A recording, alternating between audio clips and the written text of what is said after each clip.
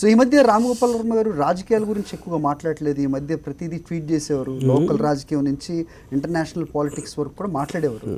ఇప్పుడు దాని మీద కూడా ఇంట్రెస్ట్ పోయిందా? That is not true. అంటే నేను what ever interest me Donald Trump మీద చేస్తాను, లేకపోతే what ever things with BJP. But of late ఎక్కువ not really true.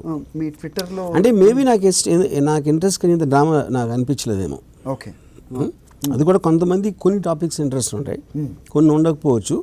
Or maybe I'm diverted to something else because of my business, what ever ఆ factors మళ్ళీ. అంతేగాని స్పెసిఫిక్గా politics మీద interest పోయింది అనేది కరెక్ట్ కాదు. Okay okay. అంటే ఒకనొక టైంలో మీరు రాజకీయాలు అంటే అసలు నాకు తెలియదు అన్నారు. ఆ తర్వాత మీరు సమకాలీన రాజకీయాల మీద మీరు ఎక్కుపెట్టినవి కానీ విమర్శలు నిజంగా సెటైరికల్గా చాలా వర్కౌట్ అయినాయి. అంటే సీరియస్ వర్కౌట్ అయినప్పుడు సెటైరికల్వి చాలా అయినాయి.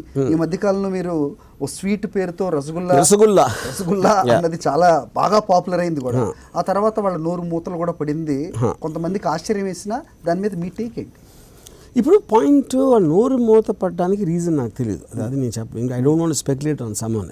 కాకపోతే నాకు నేను ఎప్పుడైనా సరే మీరు కమ్యూనికేషన్ ఆస్పెక్ట్ అనేది ఒక మనిషి చేసిన కామెంట్కి తను ఏదో నా రసగుల్లా ఏదో అన్నాడు నా గురించి అని ఒక లింక్ ఏదో పంపారు. అది చూసి నేను దాని మీద రియాక్ట్ అయ్యాను. అప్పుడేంటి ఆ మాట్లాడటం స్టార్ట్ అయినప్పుడు కొంచెంసేపటికి నాకు ఆ సౌండ్ అయిపోయింది. ఆ సౌండ్ మీద పోయి అతను బాడీ టైప్ చూస్తున్నా. అప్పుడు నాకు రసగుల్లా గుర్తొచ్చింది. అంటే ఇంత స్వీట్ బొగ్గలో ఇంత స్వీట్ బాడీ అన్న ఉన్నప్పుడు తను ఎందుకు అంత కారంతో మాట్లాడుతున్నాడు అని అనిపించి నేను అది కూడా కన్సర్నే నిజంగా. ఎందుకంటే స్వీట్ హాట్గా ఉండడం మీనింగ్ లేదు, దాని డెఫినేషనే పోతుంది.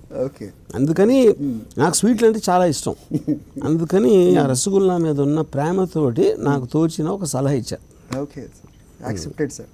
ఆయన కూడా తెలుసుకుంటారని మేము ఆశిద్దాం. తెలుసుకునే మాట్లాడలేదేమో.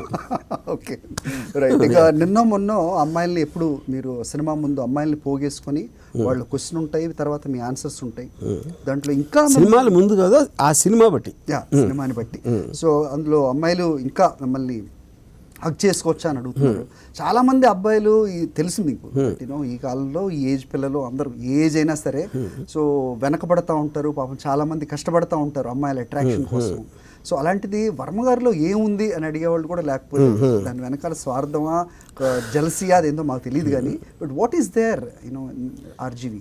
ఇప్పుడు అది అమ్మాయిని అడగాలి. పాయింట్ 1 అంటే మీకు ఐ ఫీల్ ది అమ్మాయిలనే కాదు, ఎవరైనా నాకు కనెక్ట్ అయ్యేది నా ఆనెస్టీ వల్ల. నేను దాచుకోకుండా ఎలాంటిదైనా టక్ అని చెప్పేస్తాను అనేది I think it is the main thing. Especially below 25 age group వాళ్ళు వాళ్ళకి I don't think they watch my films. And నేను సినిమా డైరెక్టర్ అని తెలుసా తెలియదో కూడా నాకు తెలియదు యాక్చువల్గా. But I think they connect to రామూజమ్మ, లేకపోతే ఇంటర్వ్యూలు చూసో, లేకపోతే నేను మన ఇన్స్టాగ్రామ్లో రీల్స్ అలాంటివి చూసి I think they belong to that circle అని నా ఫీలింగ్.